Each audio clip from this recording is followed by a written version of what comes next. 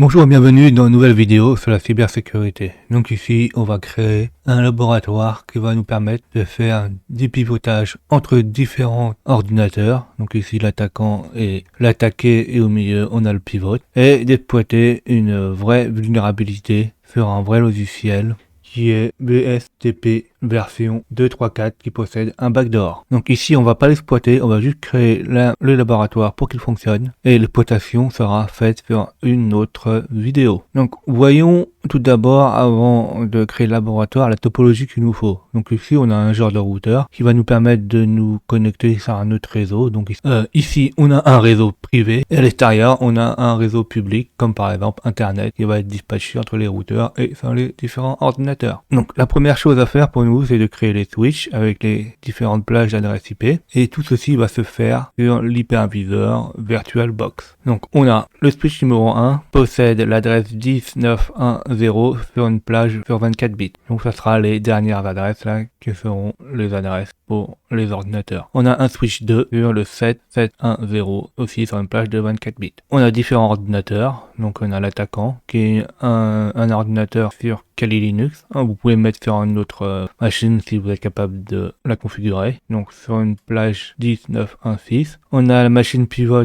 Donc chez moi ça sera sur du Linux x63 sur Debian. Donc elle permet d'établir la connexion entre l'attaqueur, elle et l'autre machine. Donc faire une communication, donc le 10, 9, 1, 11 sur une de ces cartes réseau, et ça sera la deuxième carte réseau. Elle aura une IP fixe 7, 7, 1, 9. Et on a la machine victime, qui sera une Debian, qui contiendra le logiciel qui possède un backdoor, qui est VSFTPD, sur l'adresse IP 7715. La première chose à faire sur VirtualBox ici pour créer notre laboratoire, c'est de configurer les switches. Donc on va dans Outils, dans Host Only Network, c'est pas là qu'il faudra configurer, il faudra configurer notre réseau NAT, donc dans NAT Network. Là, il faudra créer les différents switches. Donc, on va faire un clic droit et faire créer. Si on regarde le premier switch, là, on l'a renommé en nom en switch 1. On met la bonne adresse IP, le 19.1.0 sur une plage de 24 bits. On peut activer ou non le DHCP. Ici, on n'a pas vraiment besoin du DHCP parce qu'on met des adresses fixes, mais je le coche quand même. Ce sera plus simple pour vous si vous faites des configurations avant que la mise en place des adresses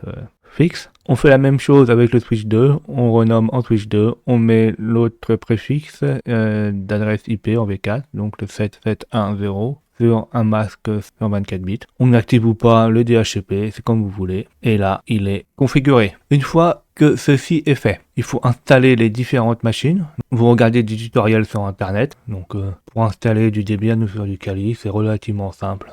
La première chose, c'est d'assigner les cartes réseau et les switches par rapport aux différentes machines. Donc, sur la première machine là, qui va être la machine attaquante, on a besoin que du switch 1. Donc, on clique sur configuration, dans réseau. On a une seule carte réseau, donc c'est le adaptateur 1. Dans le mode d'accès réseau, on met le réseau NAT et on met le nom switch 1. Alors, la machine qui va nous permettre de faire pivoter entre les différentes machines, la machine pivot. On va la configurer, on va dans configuration. On va dans réseau. Là, pareil, on choisit réseau NAT. Pour la première carte réseau, on met switch 1. Cette machine possède une deuxième carte réseau, donc adaptateur. Donc, normalement, elle devrait être désactivée. Donc, il faudra cliquer sur la petite coche activer l'interface réseau. On sélectionne réseau NAT et le nom du switch 2. On a la dernière machine. Donc là, il faut la configurer. Donc, on clique sur configuration. On va sur réseau. On sélectionne réseau NAT, on sélectionne le switch numéro 2. Une fois que ceci est fait, là il faut configurer les adresses fixes et les logiciels sur les différentes machines. Donc on va commencer sur la première machine là, attaquante. Donc on la démarre, on met le bon nom pour se loguer et là on va régler le réseau. Donc là ça va être simple car on a une interface graphique. Donc là sur le petit icône qui ressemble à un port Ethernet, on fait un clic droit et on fait Edit Connection. Là, on prend la première connexion, Write Connection On. On clique sur la petite roue, on va sur IPv4 Setting. Et là, à la place de mettre automatique DHCP, on va manuel, donc en mode manuel. On met l'adresse en 10.9.1.6, donc on fait add et on rajoute cette adresse là. On met bien le masque réseau sur 24 bits et si vous voulez mettre internet, on met 10.9.1.1 en passerelle, donc en gateway. Une fois que ceci est fait, il faut redémarrer le réseau pour qu'il reprenne les configurations. Donc sur la coche Enable Networking, on décoche et là on la recoche et au bout d'un certain temps ça va se reconnecter. Là on va vérifier qu'on a bien le réseau, donc on ouvre un terminal. On fait un ifconfig ou un IPA Donc on va faire IPA. Et là, on regarde si en ETH0, on a bien notre adresse IP. Donc oui, là on a bien 10.9.1.6 et on a bien un masque sur 24 bits. On va pinguer sur une adresse Google par exemple pour voir si on a bien Internet. Donc là c'est bon, il n'y a pas de problème. Le DNS et la passerelle fonctionnent. Et pour ce laboratoire là, pour la vidéo d'après, on aura besoin de plusieurs choses. Donc on aura besoin de Git. Donc on va voir si Git on l'a. Donc là c'est bon. On aura besoin de Nmap. Donc là, il n'y a pas de problème. On aura besoin de Hydra, ça fonctionne. On aura besoin du terminal SSH pour faire le pivot ou pour vérifier les connexions. Donc là, pareil, on a SSH. Et on aura besoin de Python. Donc là, on voit bien qu'on a Python. Après, si on a besoin de d'autres logiciels, on pourra les installer ultérieurement. Une fois que ceci est fait, là, configurer la première machine. Donc si on regarde l'attaqueur, on a bien 19.1 et ça fonctionne. Maintenant, on va configurer la machine A. Donc on va démarrer notre machine A. Là, ça va être un peu plus complexe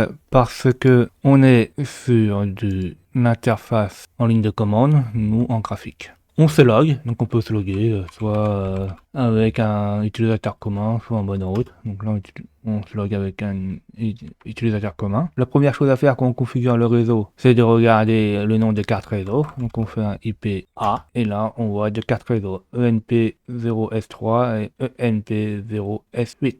Pour éditer l'interface réseau ou la configuration réseau, il faut être en mode route. Donc on met en mode route, on tape SU et on tape le mot de passe administrateur. Une fois que ceci est fait, il faut éditer le fichier de configuration réseau situé dans etc network interface. Et normalement, vous devrez avoir IFAS ENP0S3 inet DHCP. Donc ça, on la décommente en mettant un DS dessus. Et on règle les interfaces réseau en mode statique. Donc en mode fixe. Donc on fait IFAS ENP0S3 avec inet, donc en mode statique. On fait pareil, on fait l'adresse, on fait 10.9.1.11.24 avec la plage sur 24 bits et on met le bon gateway. On fait la même chose sur le ENP0S8. On met aussi allo au plug ENP0S8. Donc ceci permet de débrancher à chaud ou on branche à chaud le câble. Et on met la bonne adresse. Donc une fois que ceci est fait là, on fait CTRL O pour écrire, on fait CTRL X pour quitter. Là le réseau est pas pris, la configuration n'est pas pris en compte. Donc il faut redémarrer notre interface réseau. Donc on fait System, VTL, Restart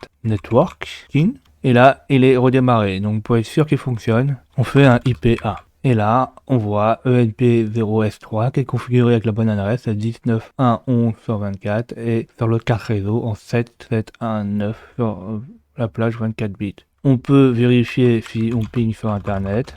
Et là, ça fonctionne. Et on va vérifier aussi si ça ping sur la machine Kali, donc l'attaquant le 10.9.1.6. Donc on ping sur le 10.9.1.6 et là on a une connexion. Donc là les deux machines, l'attaquant et le pivot, on sait qu'ils se communiquent ensemble. Maintenant on va configurer SSH pour qu'il fonctionne correctement. Donc la première chose c'est vérifier s'il tourne sur notre machine et s'il a été installé. Donc on fait un système VTL, status, SSHD. Et normalement, si tout est bon, on devrait voir qu'il est chargé, donc loaded, qu'il est enable en vert, preset enable, et l'actif, là qui est vraiment intéressant, actif en mode running, donc qui fonctionne. Et il faut vérifier en bas là si on a bien server listening on 000 port 22. Il écoute toutes les adresses entrantes sur le port 22. Par défaut, SSH est installé pour pas qu'il soit possible de se connecter avec l'utilisateur root. Donc là, il faudra modifier le fichier de configuration de celui-ci pour qu'on puisse se connecter en mode root. Donc on fait un nano, on fait etc, SSH, SSHD et underscore config. Une fois qu'on est dans le fichier, tout en bas, on rajoute permit root login et on met ceci à yes, qui va nous permettre à l'utilisateur root d'être connecté sur cette machine. On fait CTRL O pour écrire et CTRL X pour quitter le logiciel. Une fois que ceci est fait, là il faut changer le mot de passe du compte utilisateur root pour que dans la prochaine vidéo ça soit plus facile à attaquer le mot de passe. Donc on va mettre un mot de passe assez simple à faire deviner par un dictionnaire et qui est surtout au début du dictionnaire. Ce dictionnaire est super long parce que l'attaque par brute force SSH est assez longue à faire. Donc pour changer un mot de passe sur Linux, on fait pass WD. Et là, il nous dit de mettre le nouveau mot de passe. Donc là, on met un mot de passe facile à deviner. Par exemple, chez moi, c'est password 1. Nouveau mot de passe, password 1. Une fois que ceci est fait, là, il faut redémarrer notre service SSH pour qu'il prenne en compte notre configuration. Donc, on fait un système CTL, on fait restart et le service SSHD.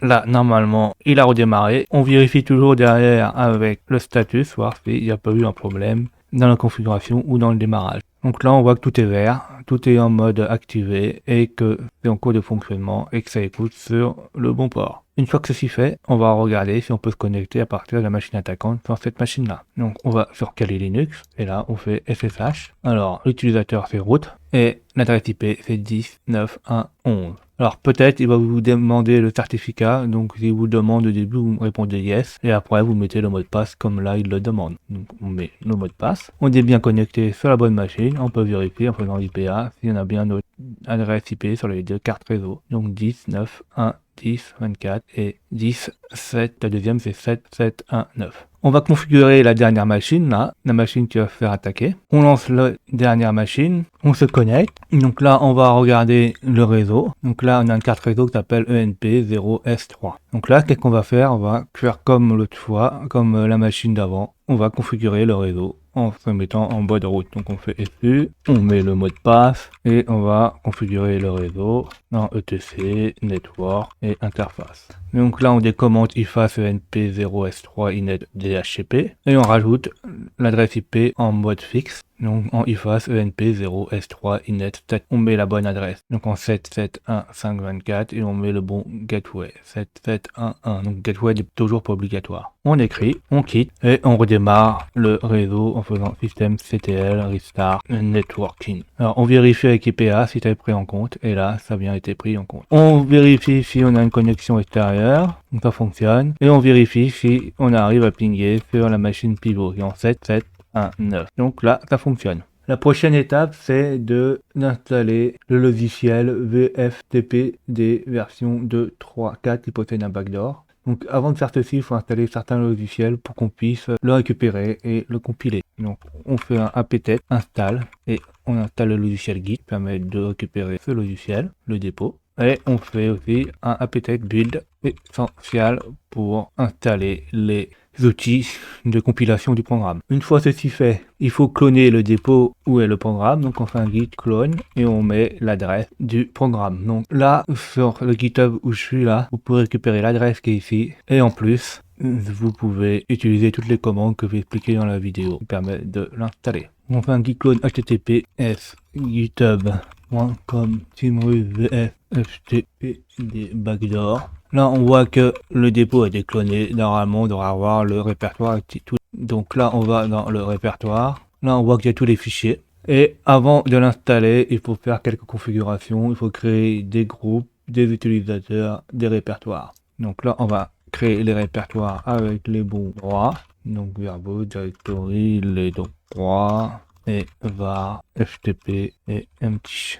On fait la même chose avec le répertoire home et FTP. Là, on va rajouter des groupes. Donc, le problème, c'est que nous, il faut les mettre dans isbin. Donc, on fait groupe, add, numéro 47, VFTPD. Donc, là, il existe chez moi, mais bon, c'est chez vous, s'il n'existe pas, normalement, c'est bon. Donc là, on fait bien le user sbin, on fait userd, donc c'est donc l'utilisateur FSTPD user, donc qui pointe vers nul, avec le bon groupe, avec le bon répertoire qui va nul. Non, avec il va pas exécuter de shell, rien du tout, il va mettre ça dans le bon groupe. Et donc là, il existe chez moi. On fait la même chose, mais avec l'utilisateur qui s'appelle Anonymous User.